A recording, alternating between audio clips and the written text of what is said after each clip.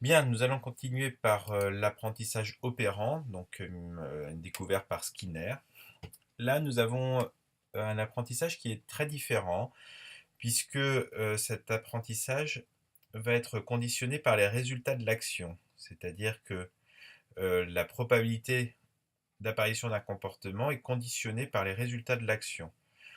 On n'a pas de je dirais comme dans l'apprentissage de type 1 pavlovien, de contiguïté entre deux stimulus. On a l'apparition du comportement qui est lié à ce qui va se passer après. Donc un résultat jugé positif d'un comportement a tendance à le renforcer, bon voilà, c'est une évidence. Un résultat jugé négatif ou neutre a tendance à créer une extinction de ce comportement. C'est-à-dire que en clair, vous voyez, ça a été fait avec des pigeons au départ, je crois, mais ça marche aussi avec les rats, ça marche aussi avec les chats, les chiens, les hommes, les poissons rouges. Si vous appuyez sur un bouton et que vous obtenez de la nourriture ou un truc qui vous fait plaisir, ben, vous allez tendance à réappuyer sur ce bouton. Si vous appuyez sur un autre bouton, par exemple le bleu, et que vous avez une décharge électrique, ou qu'il se passe strictement rien, bah, il y a peu de chances pour que vous appuyiez souvent sur ce bouton. Voilà. Alors la conséquence théorique, c'est que ce système d'apprentissage permet de créer de nouveaux comportements. C'est-à-dire que c'est des comportements qui n'existaient pas avant. Vous allez les inventer en fonction du résultat. Donc vous allez ça va permettre donc de créer de nouveaux comportements, d'augmenter la capacité de modification et de contrôle de l'environnement, et donc de s'adapter à un environnement.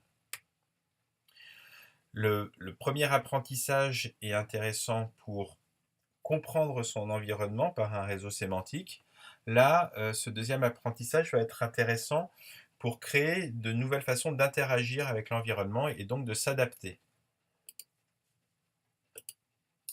Donc vous avez un stimulus, vous avez un comportement qui va entraîner des conséquences. Ces conséquences peuvent être positives. Dans ce cas-là, vous avez un renforcement, c'est comme ça que ça s'appelle, donc une probabilité augmentée de production du comportement. Et vous pouvez avoir une punition, une probabilité diminuée de production du comportement. C'est-à-dire que si la conséquence est positive, vous allez renforcer le comportement. Si la conséquence est négative, vous allez punir votre comportement. Alors, ce tableau peut paraître théorique, mais il est très important pour la pathologie. Donc, le tableau des actions possibles de l'environnement. Alors, vous pouvez avoir un renforcement positif. Un renforcement positif, c'est que des conséquences positives vont vous être données. Vous pouvez avoir un renforcement négatif en vert, où là, des conséquences négatives vont vous être retirées. Alors, en clair, j'appuie renforcement positif, vous allez avoir des comportements, des conséquences positives qui vont vous être données. J'appuie sur un bouton et j'ai un bonbon. Donc voilà, ce bonbon n'existait pas avant l'apparition, avant que j'appuie sur le bouton, et là il apparaît, c'est super.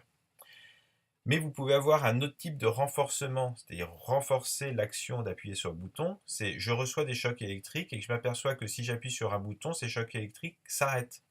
Donc, je retire une conséquence négative de mon environnement. C'est un renforcement négatif. Et vous avez évidemment l'inverse, c'est-à-dire vous pouvez retirer une conséquence positive de l'environnement. J'avais un bonbon, quand j'appuie sur le bouton, il disparaît, c'est une punition négative. Une conséquence négative, donc c'est l'inverse, c'est-à-dire que vous allez avoir une punition positive, une conséquence négative qui va apparaître. J'appuie sur le bouton et je reçois un coup de marteau sur la tête ou un choc électrique. Alors, les exemples. Je joue de la guitare, mes amis m'applaudissent, je gagne un élément que je juge positif. C'est un renforcement positif. Je bois de l'alcool, je ne me sens plus anxieux. J'ai la suppression d'un élément négatif, l'anxiété, c'est un renforcement négatif. Donc l'alcool va agir comme renforcement négatif dans ce cas-là. Alors vous pouvez faire des exercices en trouvant des exemples de punitions négatives et positives, si ça vous intéresse. Alors la conséquence en thérapie, c'est multiple car il s'agit de la mise en lumière de l'apprentissage permettant de théoriser l'évitement comme renforcement négatif prenant la place de renforcement positif potentiel. Alors l'évitement, je pense qu'on en a déjà parlé. L'évitement, c'est le moyen le plus simple de limiter par exemple l'anxiété. J'ai peur de faire quelque chose, j'ai peur d'aller à un endroit, j'y vais pas. J'ai peur des chats, je ne vais pas dans une pièce où il y a un chat. Et donc, il va y avoir un renforcement, l'évitement va créer un renforcement négatif, c'est-à-dire je vois un chat, je fuis, donc voilà, j'évite de voir le chat, je pars. Donc, il va y avoir un renforcement négatif puisque mon anxiété va diminuer. Mais à force de créer des renforcements, de renforcer en fait négativement un certain nombre de comportements, je ne me laisse pas la place d'avoir des renforcements positifs potentiels. Par exemple, je reste avec le chat, je vois qu'il n'est pas si dangereux, je vois qu'en le caressant, il ronronne et que c'est sympa et que c'est doux. Je ne pourrais pas avoir ce renforcement positif. Je suis invité à une soirée, j'ai très peur parce que je pense que je vais être ridicule, que les filles vont se ficher de ma gueule, etc. Donc, je décide de ne pas y aller en prétextant une maladie quelconque. C'est un renforcement négatif, puisque je vais avoir une diminution de mon anxiété. Par contre, comme je ne vais pas à la soirée, je ne pourrai pas avoir de renforcement positif qui sont là potentiels, mais qui pourraient exister si j'y allais et si je me débrouille bien dans la soirée pour discuter avec des gens, pour rigoler un bon coup, pour danser, etc. Alors, l'évitement est le comportement le plus souvent retrouvé dans le maintien des troubles psychiatriques anxieux et dépressifs, mais aussi dans certains aspects des troubles psychotiques et de personnalité. Donc l'évitement, c'est vraiment quelque chose que vous verrez tout le temps, puisque l'évitement est un renforcement, va créer des renforcements négatifs qui sont majeurs. Alors, dans la phobie sociale, l'évitement de situations sociales agit comme un renforcement négatif par suppression de l'anxiété, mais ne permet pas de vivre des expériences positives, permettant de renforcer positivement des comportements prosociaux. Dans la dépendance, maintien de l'addiction par renforcement négatif vis-à-vis de l'état de manque.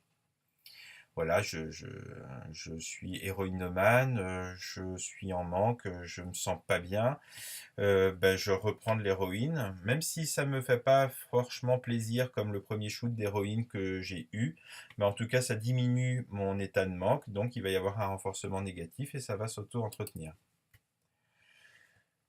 Alors, une des conséquences, ça s'appelle l'impuissance apprise. Alors, ça c'est quelque chose qui est assez intéressant, même très intéressant. C'est l'impossibilité d'avoir un échappement à une punition et d'accéder à des renforcements induits. Pardon, l'impossibilité d'avoir un échappement à une punition et d'accéder à des renforcements induits, un état d'impuissance apprise, modèle comportemental de la dépression. Alors, un animal que l'on empêche d'échapper à un stimulus aversif finira par ne plus essayer de s'y soustraire, même lorsqu'il ne le pourra à nouveau. Alors, j'explique. Vous avez une pièce A et une pièce B, et puis vous avez au départ une possibilité pour l'animal d'échapper à la punition dans la pièce A, c'est-à-dire par exemple un petit choc électrique au niveau des pattes, en allant dans la pièce B. C'est-à-dire que par exemple, quand il va recevoir un choc électrique, il y a une petite lumière qui s'allume, il sait qu'au bout d'un certain moment, il comprend vite que quand la lumière s'allume, il va recevoir un choc électrique, donc il va passer dans la pièce B et il va échapper au stimulus aversif qui va être le choc électrique. Ensuite, l'expérimentateur est un peu sadique, il va mettre une cloison entre la pièce A et la pièce B, c'est-à-dire qu'il va voir qu'il va recevoir le choc, il reçoit le choc électrique, mais il ne peut plus s'enfuir. Donc l'animal est effectivement dans un état d'impuissance qui est une impuissance réelle.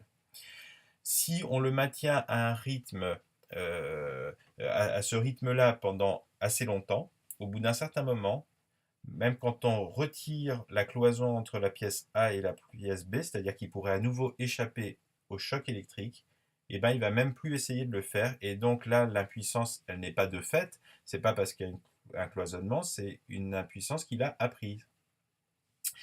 Donc, cet animal ne va plus se nourrir, ne fera plus aucune action renforçatrice et n'essaiera même plus d'échapper finalement au choc électrique.